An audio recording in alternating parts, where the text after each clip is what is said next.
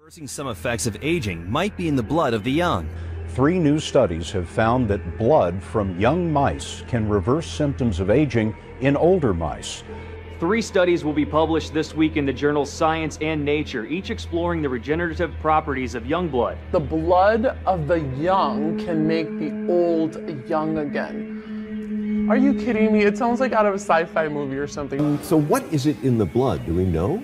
Peter Thiel here, a member of the PayPal Mafia, it's called. He's 48 years old, yet plans to live forever, forever, forever, forever, forever. The process is called parabiosis, and there's a company called Ambrosia that is openly raising money to bring it to market. Parabiosis is a process of taking a young person's blood and putting it into your veins, into your cardiovascular system to rejuvenate your body with the essence of the young. What it really is modern vampirism. It's a process of where you interchange blood. Like they've shown it in mice. If you take young electrophoresis, or something like that, yeah, parabiosis. Okay. Parabiosis is where you interconnect the blood vessels between a young mouse and an old mouse, and you suddenly find, after they're exchanging blood back and forth all the time, the old mice get younger. Wow. Okay. Well, I believe this is because the young mice is providing the old mouse cells that have long telomeres. Okay, so it comes back to the telomeres.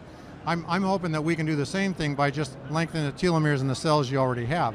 But he's now doing this kind of clinical study with humans. A Russian scientist claims to have created his own version of the Fountain of Youth. He says when perfected, all you'll have to do is pop a pill to stay as youthful as you want. The medicine is currently undergoing tests, but could be on sale within a few years. RT's Natalia Novikova has been finding out more. It looks complicated, and it is. It's almost a life's work for Vladimir Skolachov. 2 more years of testing, and the doctor thinks he will have finally cracked the enigma of aging. Let's get the science over with now. Apparently, it's all about how oxygen reacts in your body. 99% of the time, it turns into harmless water, but there's that 1% that turns into superoxide that later turns into very poisonous elements.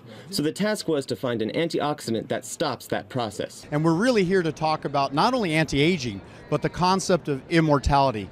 Tell me about the research you're doing. I know you're a big researcher in the biological arena, and some of the concerns we have about telomeres and how we can maybe alter or maybe extend the quality and the length of life. Well, first let me say that immortality is a big thing. To become immortal, that's going to take more than just curing our aging process. We're going to have to figure out ways of uploading our brains to computers and things like that when we get run over by trucks and stuff like that. So aging isn't going to make us immortal. Aging is just going to, curing the aging is just going to make us live healthy longer, but we can still be hit by meteorites and things like that. So we got to do a lot more than just that. But the thing that I'm focused on is definitely trying to find a way to lengthen our telomeres. Telomeres have been shown to be the clock that ticks inside of all of our cells that control the aging process. And we know that because we've lengthened them. Telomeres are the very tips of our chromosomes. You can think of a shoelace. Chromosome is a shoelace, and the caps on your shoelaces are equivalent to the telomeres on our chromosomes. When the caps on the shoelaces get worn away, your shoelace falls apart. Same is true with our chromosomes. So keeping the telomeres long is what we're trying to do, and we have found that by lengthening the telomeres, we've now actually been able to turn old mice into young mice, and that's not just making them more energetic, like a lot of products you hear about that increase energy level, they've reversed aging, but mice got reversed in their aging in every way imaginable. They looked younger, they ran around like they were younger, they could breed again. One thing we showed when I was at Geron Corporation, where we first discovered that astragalus root contains TA65, and so one of the things we did there is we showed that when you keep telomeres long, you increase healing. Wound healing occurs. We would do experiments like we'd grow artificial skin in a petri dish, and then we'd take a nail and scratch through it, creating a wound, and then we watched to see how fast that wound healed. And we found that the telomerase-treated cells, to lengthen the telomeres, healed at a much faster rate. I mean, at the P equals 0.000001 level, I mean, it was so dramatically different that keeping telomeres long increases the healing process. So, Larry, you've been taking it for 18 months now, a year and a half. How does it feel? It feels good. I think the second year is better than the first.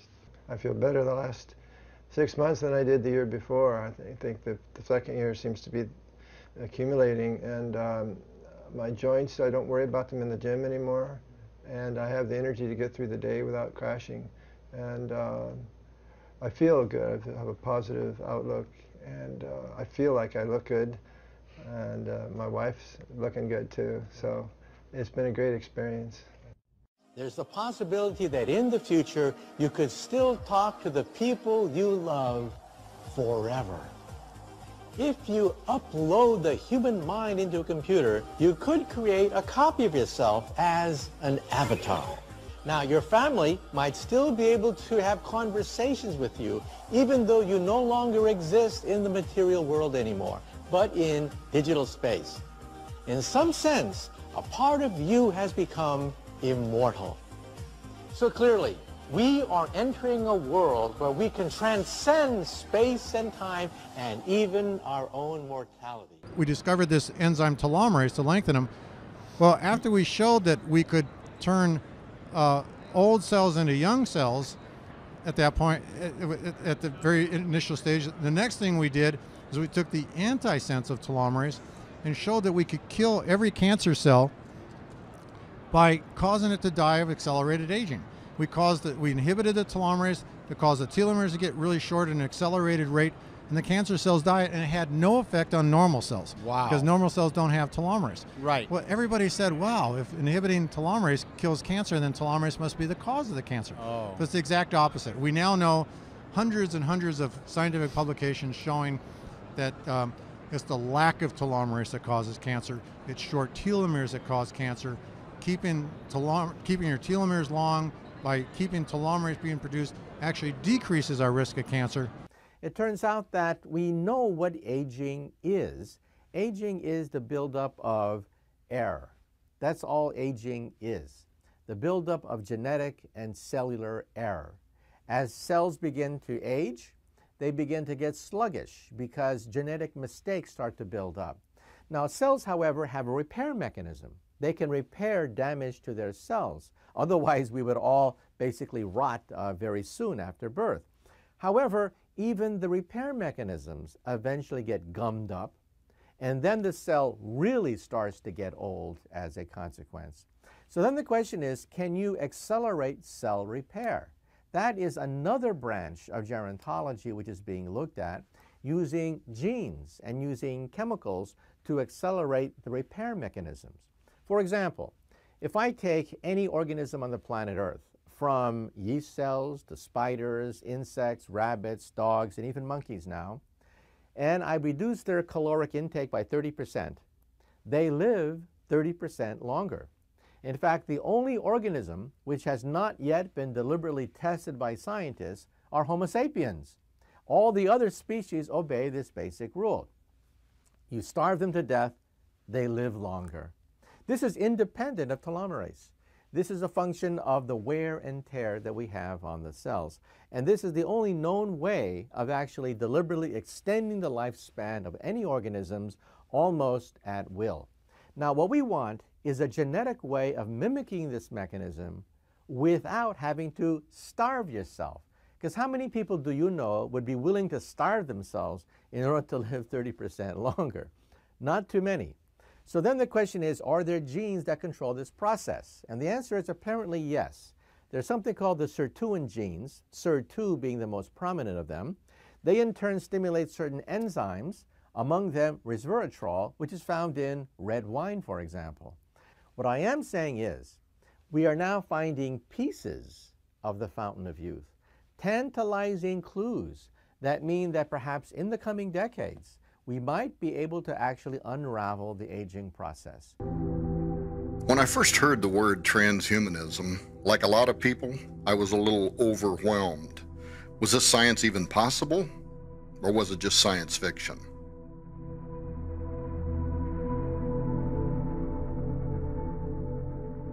It was immediately clear that if this technology were, in fact, real, these developments might lend themselves as an aid to humanity in the ceaseless battle for health and long life, but on the other hand, something in my gut sensed that there could be another side to all of this. When something appears too good to be true, it often is. So questions formed in my mind. What were the moral implications of becoming something other than Homo sapiens sapien, humans, what we are today? Would we be human at all if the agenda of these scientists were met? Well, I decided to investigate the issue, and I started reaching out to experts on all sides of the movement, and I was surprised by what some of them had to say. Transhumanism is basically a worldview developed by those who want to consider living longer and applying the skilled sciences and emerging technologies and bringing this about through principled values and ethics. Transhumanism, as a philosophical point of view, is a codified philosophy that pretty much does the same thing. As a philosophy, it is seeking knowledge and truth about ways we can look at improving the human condition, extending life, improving environmental situations, our transportation, communication, ways we can work as a species to better enrich and protect and sustain our species. As a worldview, it's based on the enthusiasm and proactivity of people throughout the world who want to put good use to the sciences and technologies that are emerging. Therefore, it has become a worldview. Transhumanism is a utopian and a neo-eugenic social movement that presumes that it will be able to create a post-human species for the betterment of humankind. I think there are four primary elements to the movement. Number one might be called radical self-design. That is, turning myself, if I want to, into a purple and plaid entity with wings. The second would be immortality, the idea that somehow we could recreate our biology so that we can live hundreds of years, if not become immortal. The third is a procreative redesign, that is, presuming the right to create our progeny to suit our needs in the future, what we think would be a better human being, either for them perhaps, but also mainly for us. For example, the person who's a frustrated musician trying to redesign his embryo so that when the child grows up, they can be Beethoven. And I think the fourth is kind of a neo-deity project, the idea that we can become gods and we can endow life with certain attributes that we think are better. There's a certain hubris to the entire movement. There's certainly utopianism, which is always dangerous, and there's eugenics because it denies the idea of human exceptionalism and the unique importance.